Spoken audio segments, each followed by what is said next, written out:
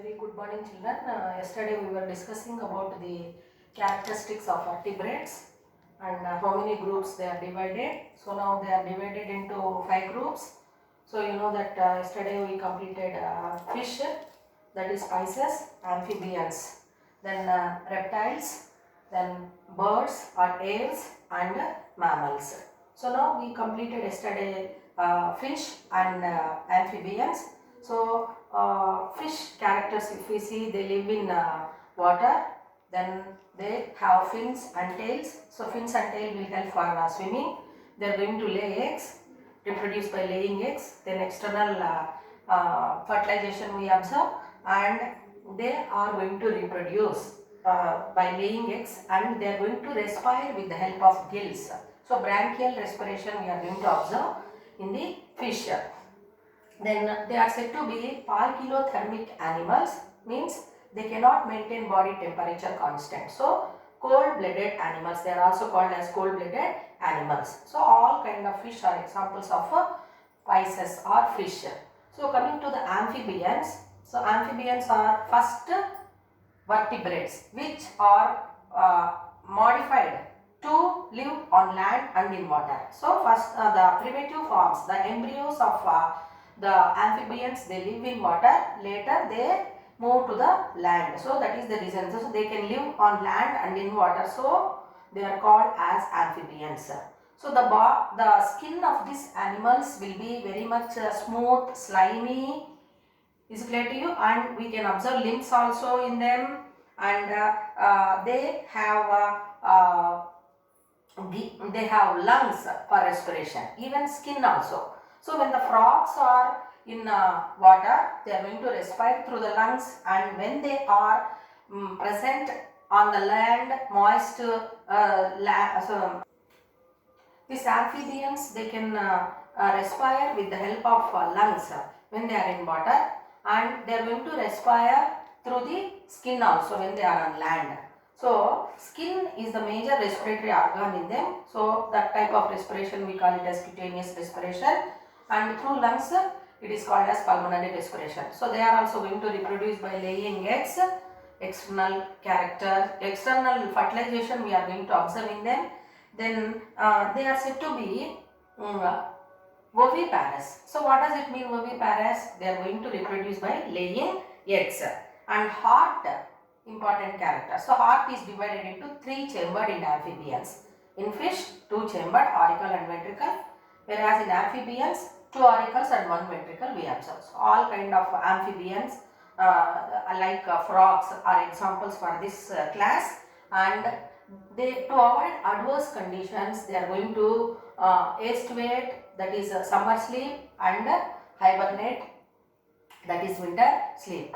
So now coming to the next class, that is reptilia.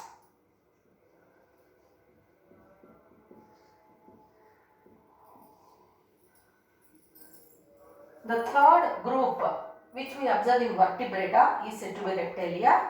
So now we are going to observe what are the characters means here. The skin of these animals is dry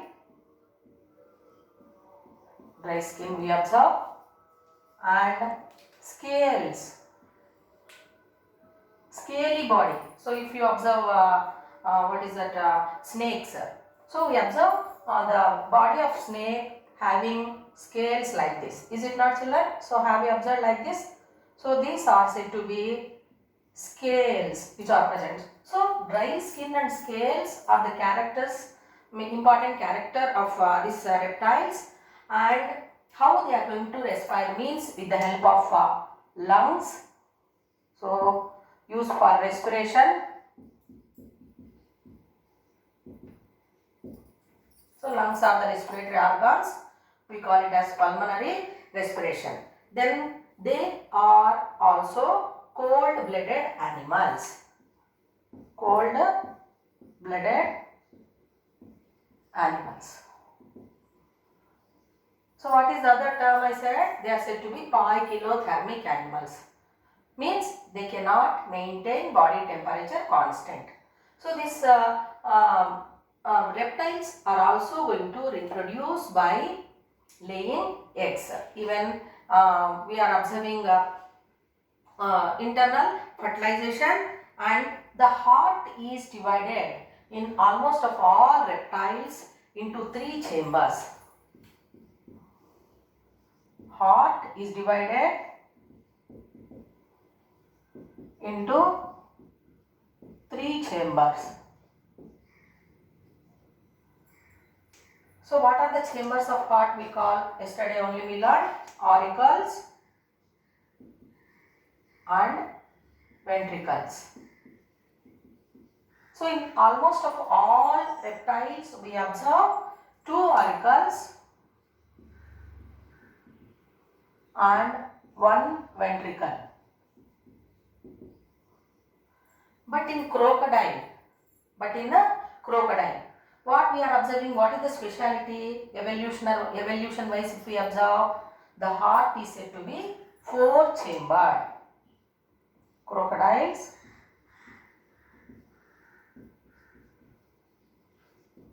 heart is 4 chambered,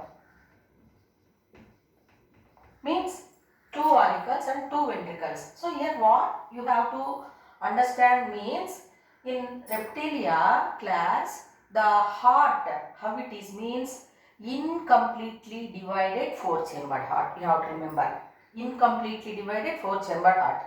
What does it mean? 2 auricles we can observe, which are separated with the help of septum. So heart, if we observe, so these vertical septum and horizontal septum. So upper 2 chambers are totally divided by the septa, and now this ventricle is not completely divided. So incompletely divided, that is the reason you are learning as a incompletely divided ventricle. So here gap is there. Whereas in human beings, if we observe, the heart is totally divided with the help of vertical and horizontal septa. 2 auricles, 2 ventricles.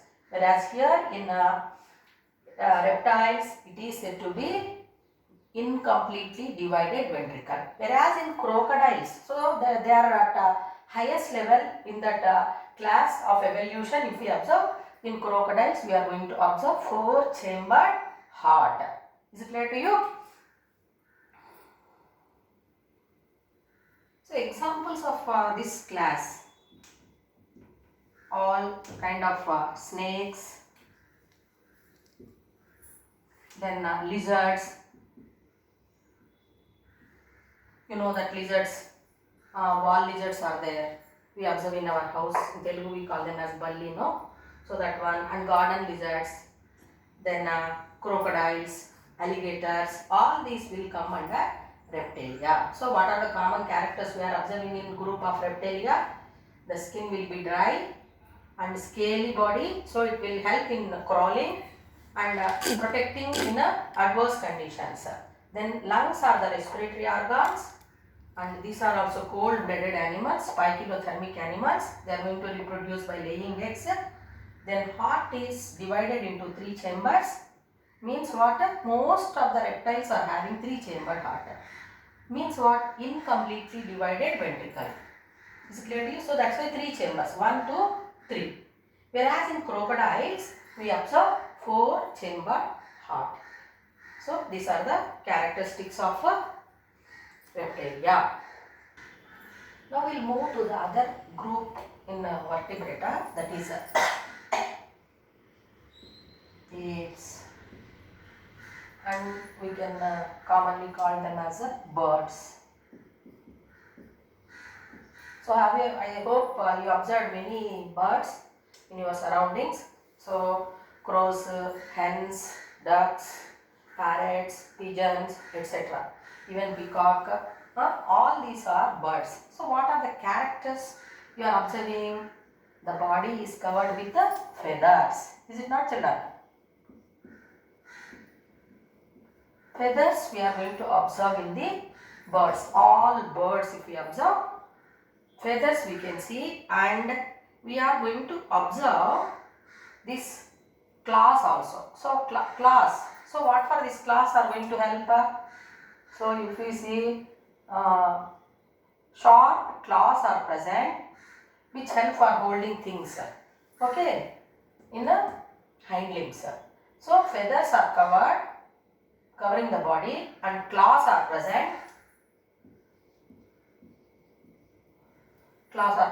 And from this group of animals onwards, what is the unique character we are observing means they are said to be homeothermic animals. Homeothermic animals. So what is the meaning of homeothermic animals? They can able to maintain the body temperature constant. Can maintain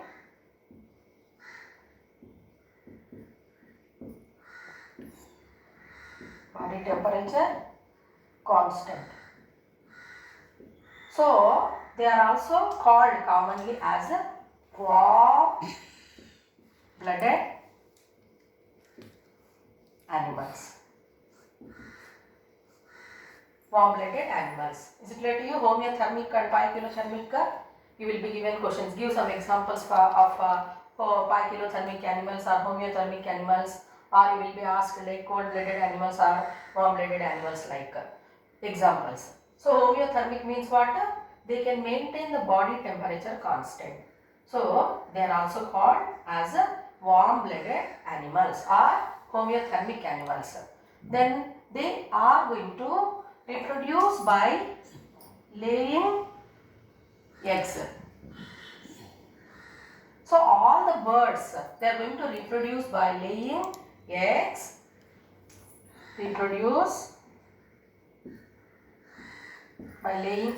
And they are going to respire with the lungs.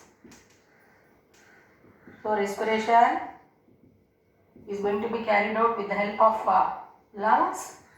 So they are reproducing by laying eggs. If I say, what you have to remember which you read in 8th class. So depending upon the type of reproduction, that is by laying egg, the organisms which are reproducing by laying eggs, and the organisms which are giving birth to young ones directly. So two types we are observing.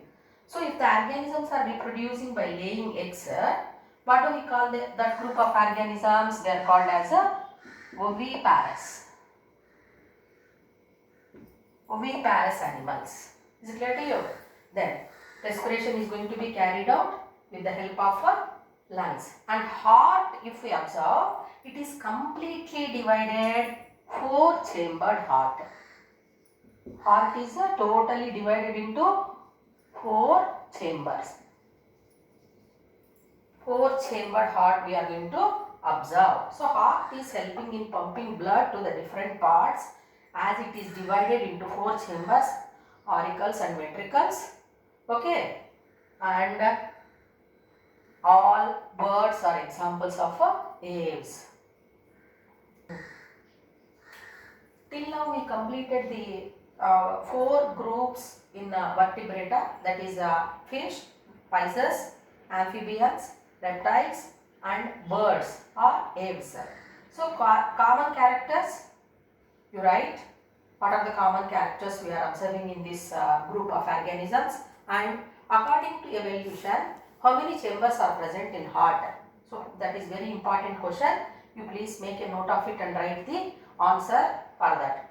So now 2-chambered heart we are observing in fish, then 3-chambered heart we are going to observe in amphibians, okay, 2 auricles and 1 ventricle, and in reptiles incompletely divided. So most of the reptiles 3-chambered heart, whereas crocodile 4-chambered heart we are observing, that is incompletely divided ventricle.